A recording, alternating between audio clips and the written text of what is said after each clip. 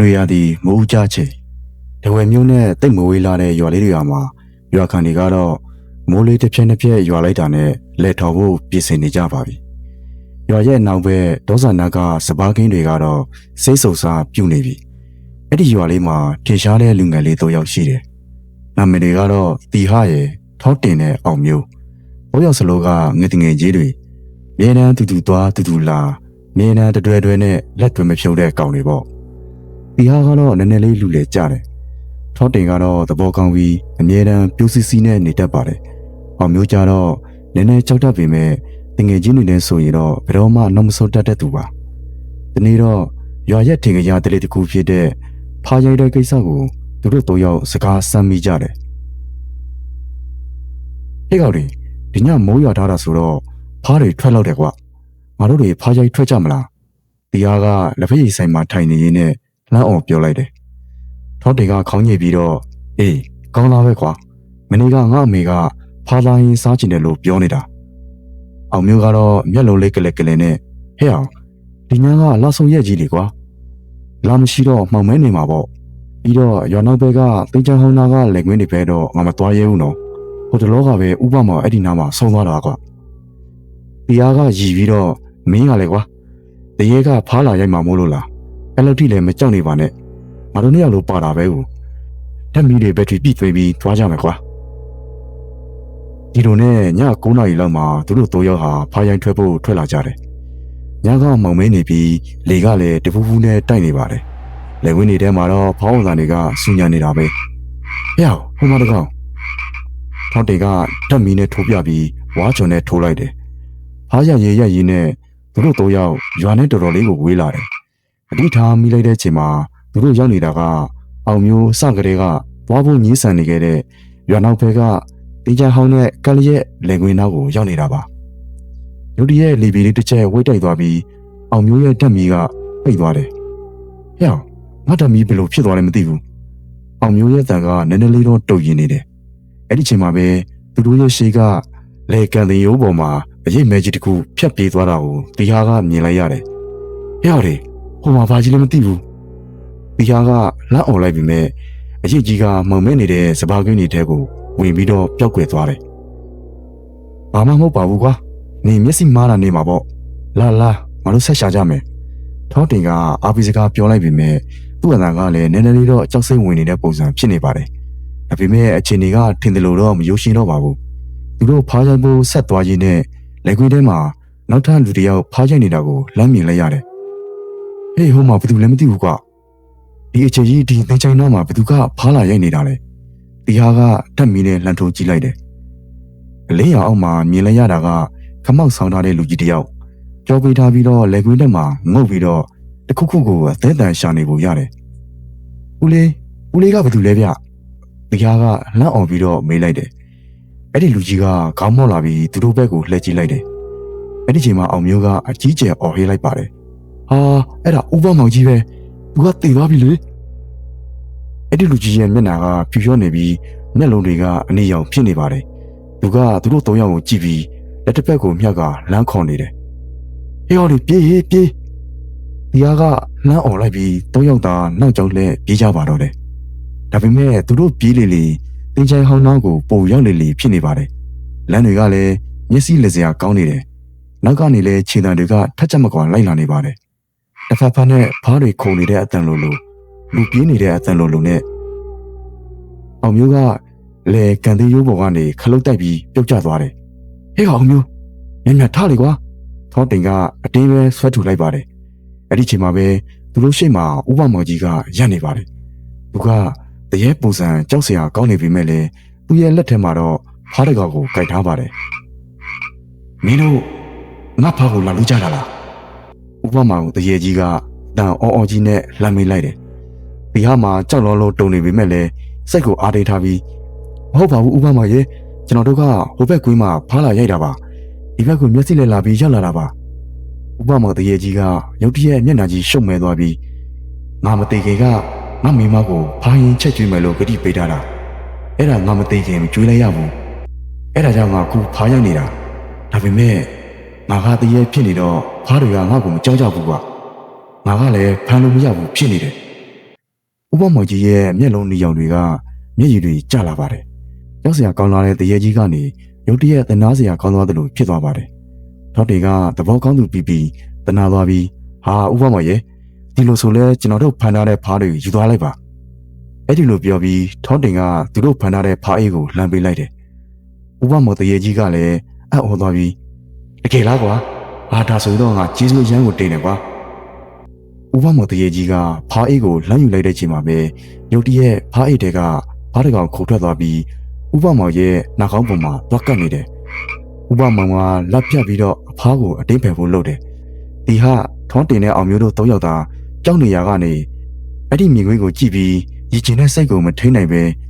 တဟာဟာနဲ့ရီမောလိုက်ကြပါတယ်။ဥပမောင်တရေကြီးကလည်းသူတို့ကိုကြည့်ပြီးရှက်ပြုံးလိုက်ပါတယ်။ပြီးတော့သူ့အတန်ကနူးညံ့သွားတယ်။ကျေးဇူးပဲကလေးတို့ရာငါမွေးမကိုငါဖားရင်ကျွေးရတော့မယ်။မင်းတို့လည်းအေကိုမြန်မြန်ပြန်ကြတော့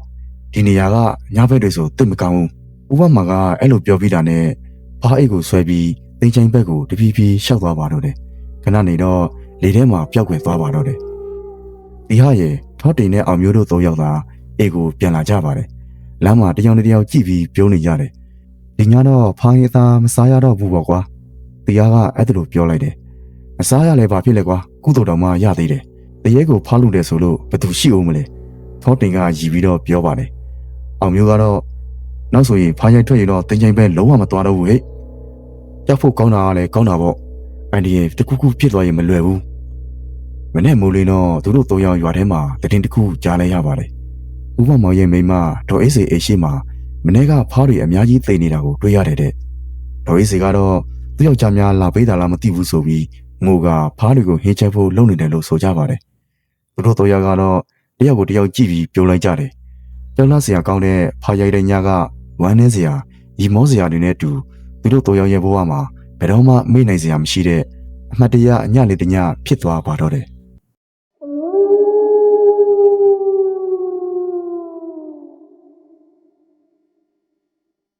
2019ခုနှစ်ရဲ့မိုးရာသီစပိုင်းရန်ကုန်မြို့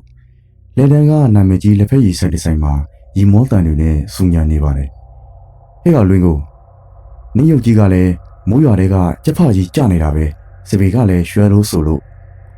ခင်ဝေကသူမရဲ့လှုပ်ပေါ်ကင်ဖက်တငယ်ချင်းလွေကိုကြည့်ပြီးသဘောကျစွာရီမောလိုက်ပါတယ်။သူမရဲ့ရည်တံကကြည်လင်နေပြီးမျက်နှာလေးကလည်းအပြည့်ကင်းစင်နေပါတယ်။ဘေးနားမှာတော့ခင်ဝေရဲ့အမားဖြစ်သူခင်မေကပြိုးပြီးကြည့်နေပါတယ်။အေးပါကွာငါ့ကိုဝိုင်းလောင်နေကြ။နေတို့ညီမနှစ်ယောက်ကတော့ထီလေးဆောင်ပြီးလှနေလိုက်ကြတာ။ငါကဘတ်စကားပေါ်ကအစင်းမှာမိုးမိသွားတာကွ။မေကိုကနှကန်းဆူပြီးသူ့စပင်တွေကိုတုံရင်ပြန်ပြောလိုက်တော့ဝိုင်းကြီးလိုက်ကြပါတယ်။ဒါဟာသူတို့ရဲ့တာမန်ပျော်စရာညနေခင်းလေးတစ်ခုပါ။သို့တော်လည်းစပွဲအောက်မှာတော့ခင်ဝေရဲ့လက်တွေကဖုန်းရဲ့စခရင်ကိုစမပြတ်ပုတ်ဆွဲနေပါတယ်။သူမရဲ့မျက်လုံးတွေကတစ်ချက်စိုးရိမ်မှုတွေဖြတ်ပြေးသွားပြီးအမားဖြစ်သူမသိအောင်ဟန်ဆောင်ပြီးဖိုးကွယ်ထားပါတယ်။ခင်ဝေကစားနေတာကအွန်လိုင်းကာစီနိုဂိမ်းတစ်ခုပါ။အစပိုင်းမှာပျော်စော့ရင်းနဲ့နိုင်ခဲ့ပေမဲ့နောက်ပိုင်းမှာတော့ရှုံးမဲပြီးအကျွေးတွေတင်လာခဲ့တာပါ။အခုဆိုသူမရဲ့ကြွေးကသေကနန်းကနေစေကနန်းထိတောင်မှရောက်နေပါပြီ။နောက်တစ်ပတ်လောက်ကြာတဲ့အခါမှာလက်သာမျိုးနယ်ကမှောင်မိုင်းတဲ့လက်တော်လေးတစ်ခုမှာခင်ဝေတယောက်တည်းရဆောက်နေပါတယ်။မကြခင်မှာပဲနောက်ဆုံးပေါ်ကားနှစ်ယောက်တစ်စီးထိုးရလာပြီး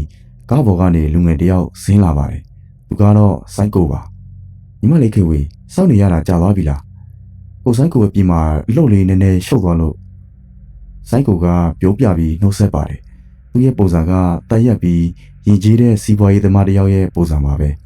။ရပါတယ်ကို။ဟိုလေညီမအကျွေးကိစ္စခင်ဝေကအတန်တူနဲ့ပြောလိုက်ပါတယ်။ဩအဲ့ဒါကလောလောဆယ်ခေါင်းထဲမထက်တာနဲ့ကိုဆိုင်တို့ကနားလည်မှုရှိပါတယ်။လာကားပေါ်တက်ကိုဆိုင်ရဲ့ယောဂမှာအေးစစ်စစ်စကားပြောကြတာပေါ့။အတိုးတွေရှော့ပေးဖို့လေကိုဆိုင်စဉ်းစားပေးပါမယ်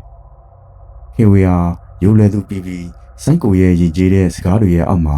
တက်ပြေးချမိသွားပြီးကားပေါ်ကိုလိုက်ပါသွားခဲ့ပါတယ်။ဒါဟာသူမဘွားရဲ့အမားရွေးကြီးဆုံးခြေလမ်းဆိုတာကိုတော့အဲ့ဒီချိန်မှာသူမလုံးဝမသိခဲ့ရှာပါဘူး။စိုက်ကိုရဲ့ယောဂန်းဆိုတာကအစင်းမြင့်ကော်တိုတစ်ခုရဲ့ပေါ်စိုးထက်မှာဖြစ်ပါတယ်။ခန်းထဲကိုရောက်တာနဲ့စိုက်ကိုရဲ့အမူအရာတွေကချက်ချင်းပြောင်းလဲသွားပါတယ်။ကဲခင်ဝေမ မင်းငါ့ကိုပေးစရာရှိတာ350ကျော်နေပြီနော်အဲ့ဒါဘယ်တော့ဆက်မှာလဲစိုက်ကိုရဲ့တန်ကအေးဆဆဲနဲ့ကြောက်စရာကောင်းနေပါတယ်ညီမဖြည်းဖြည်းချင်းဆက်ပါမယ်အမကိုလည်းညီမပြောပြထားပြီးပါပြီခင်ဝေရဲ့စကားမစိုးခင်မှာပဲစိုက်ကိုကခင်ဝေရဲ့စပင်ကိုဆွဲကင်လိုက်ပြီးဆိုဖာပေါ်ကိုတောချလိုက်ပါတယ်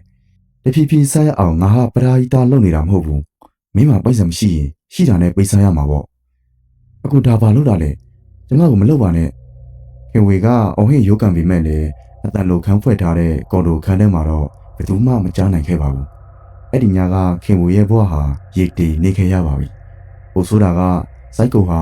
အဲ့ဒီရက်စက်ရုံမာတဲ့လောရကိုကင်မရာနဲ့ဗီဒီယိုရိုက်ကူထားခြင်းဖြစ်ပါတယ်ရက်ပိုင်းကြာမှာတော့ခင်ဝေရဲ့ဖုန်းစီကိုဗီဒီယိုဖိုင်တစ်ခုရောက်လာခဲ့ပါတယ်မြန်မာနဲ့မင်းတငယ်ချင်းလွေကိုစီအဲ့ဒီဗီဒီယိုရောက်မသွားစေချင်ဒီညငါစီကိုထပ်ပြီးလာခဲ့အဲ့ဒီလိုမျိုးရေးထားတဲ့စာသားနဲ့ဗီဒီယိုတစ်ခုရောက်လာခဲ့ပါတယ်ခင်ဝေဟာကြောက်တရားရှက်ရုံမှုနာကျင်မှုတွေကြားမှာယူမတက်ခံစားနေရပါတယ်အမှားဖြစ်သူခင်မေကိုလည်းမျက်နှာမပြရဲလွေကိုတို့ကိုလည်းမပြောရဲနဲ့စိတ်ကြယောဂါကိုအပြင်းထန်ခံစားလာရပါတယ်ညီမလေးမျက်နှာလည်းမကောင်းဘူးဘာဖြစ်လို့လဲအလောက်ကစမပြေလို့လား